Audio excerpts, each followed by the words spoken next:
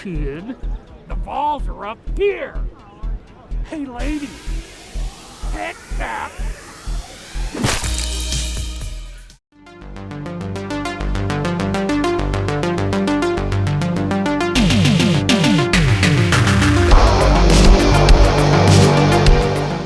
The director of Amityville, Karen, brings us Desert Fiends. Sean C. Phillips, sometimes known as Cool Duda, directs Desert Fiends, and this is clearly a movie homaging the likes of The Hills Have Eyes. It is a grotesque, gory, comedic horror film, and the story, if we can kind of say that there is one, is about a music festival out in the desert somewhere, and there is a variety of different people attending this. At the same time, you've got a company trying to retrieve a lost shipment of chemicals, and all of these people come under the attack of a family of mutants, all of whom have got some type of mutation in their genitals, and where the genitals will appear on their head or face. What will happen? You will have to watch the movie and find out.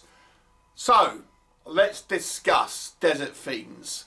Okay, what works in this movie? It is a very over-the-top, very gory, very grotesque, and very bad taste, deliberately so style movie. So if that sounds like your idea of fun, then you may want to check it out. But let me go into a little bit more detail. So let's talk about the VFX first of all, because I think this is probably the strongest element of this film.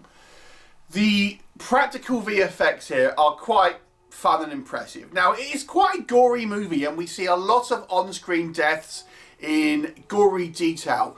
But it is the sort of comedic gore, if you see what I mean. It's not trying to be a realistic, shocking film. All of the kind of the gore effects, although, you know, it is pretty grotesque.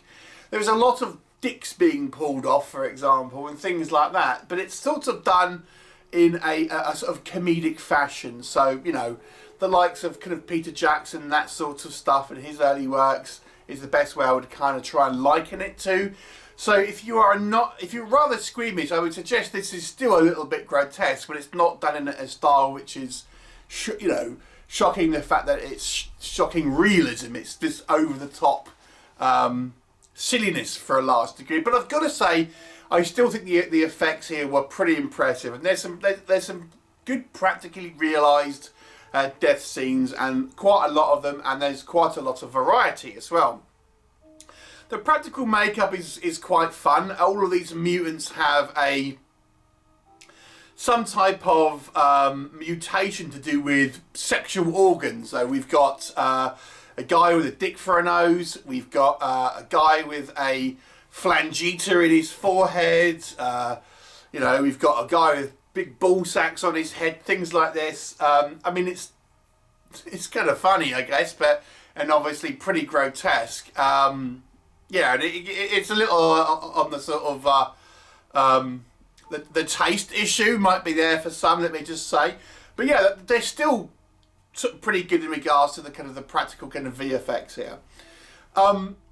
This has a whole raft of recognisable kind of genre faves in small roles. Scout Taylor-Compton, Tom Arnold, Eric Roberts, Bai Ling, William McNamara, just to name a few here. There's a whole host of like recognisable kind of character actors here in small roles. So it's kind of quite fun to kind of spot the kind of the celebrity, so to speak, in the raft of quite a large cast here. The movie is leaning much more into comedy, I would say, than horror in some ways. So some people might like the kind of the more slapstick sort of style of horror here, and very kind of lowbrow, lots of kind of like, as they say, genital related humour here.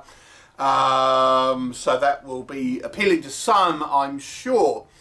But I gotta be honest with you, when I first started to watch this film, the opening scene, I thought, wow, that was pretty strong. You know, I was kind of thinking, well, this might be a pretty decent sort of take on the kind of The Hills Have Eyes style film.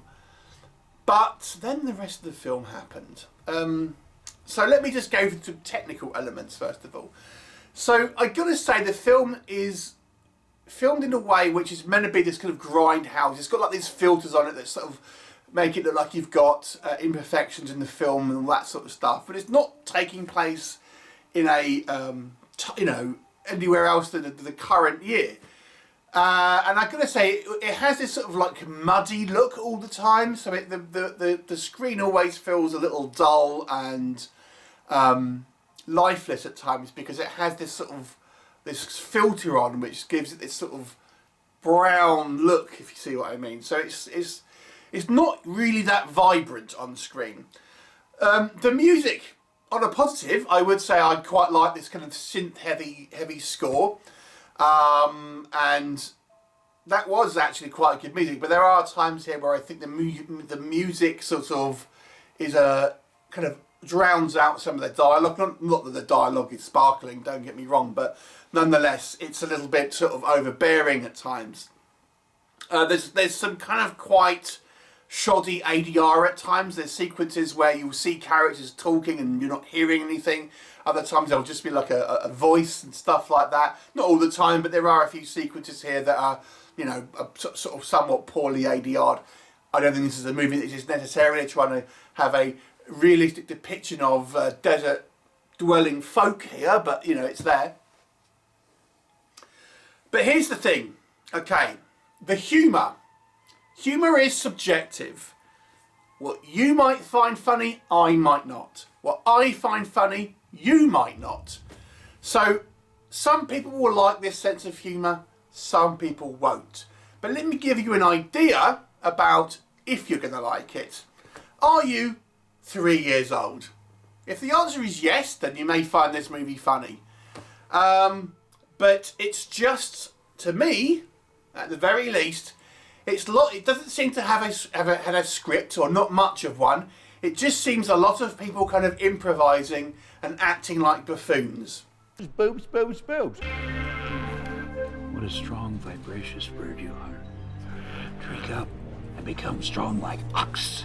He's not gonna hurt anybody, just harmless. He's got his own way of talking. I'm gonna interpret for him. You see, he's a very affectionate fellow. And groovy.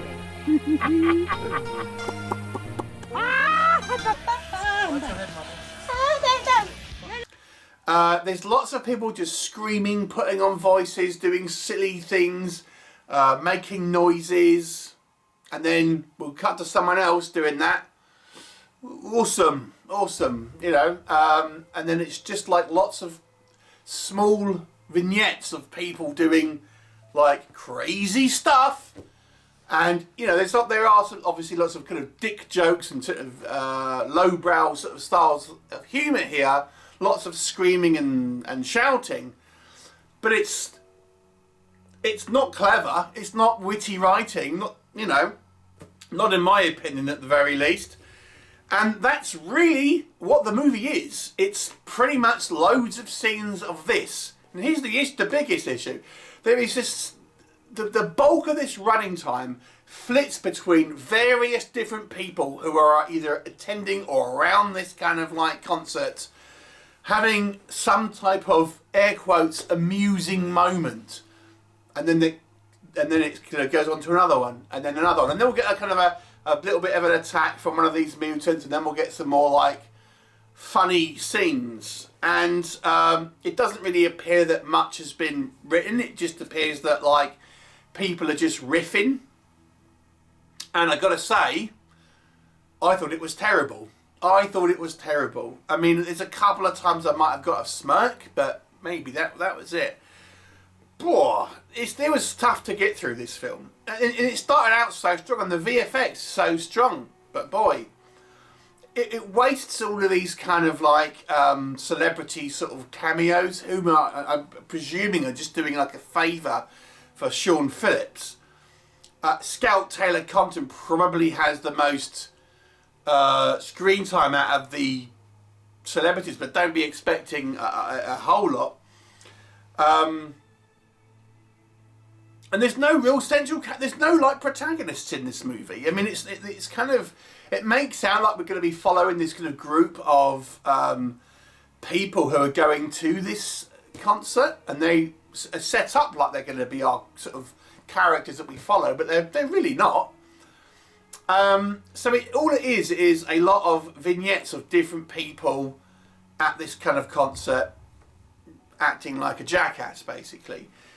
And without any real story, without any sort of characters, without any sort of like real context, to be honest. The other thing as well, this is clearly a movie where in its crowdfunding stages, they've said, like, you can have a role in this movie, and you know, if you donate X amount of money to it. And then the movie sort of stops to have all these like little sequences where, you know, people are like watching on a live stream, or there's like a news report and it's clearly one of these backers and stuff like that. And it's like, it's a growing thing that I'm seeing in low budget movies, and I understand it's fun for the people who are participating in it, but when you're watching it, it's like, you know, it really feels quite jarring. Now, I have to say, I didn't like this movie. I mean, it was a shame, because when I first started to watch it, I thought the opening scene was fairly strong, and you know, over the top and grotesque, sure, but I thought it was gonna be like a fun movie. But there's no story, no characters. The sense of humour, to be honest with you, I found rather lacking. Some of you might like the sense of humour. I honestly don't know, but like I said, it seems to be like it aims at like a 3-year-old sense of humour. It's just so juvenile. I cannot imagine an adult with without sort of some type of mental disability finding this particularly thrilling entertainment. Honestly, it just seems like it's such a waste of what would have been a fairly interesting and fun movie. Sure, be comedic, but have characters, have a sort of story. 3 out of 10 for me. What a disappointment. What a disappointment. Have you seen this? I mean, did you like the comedy? That's what I'd be curious to know. I mean, like, sure, there's a couple of times I thought, well, that was okay, that was kind of funny, but there's so much just fannying around. 3 out of 10. Let me know your thoughts. Bye for now.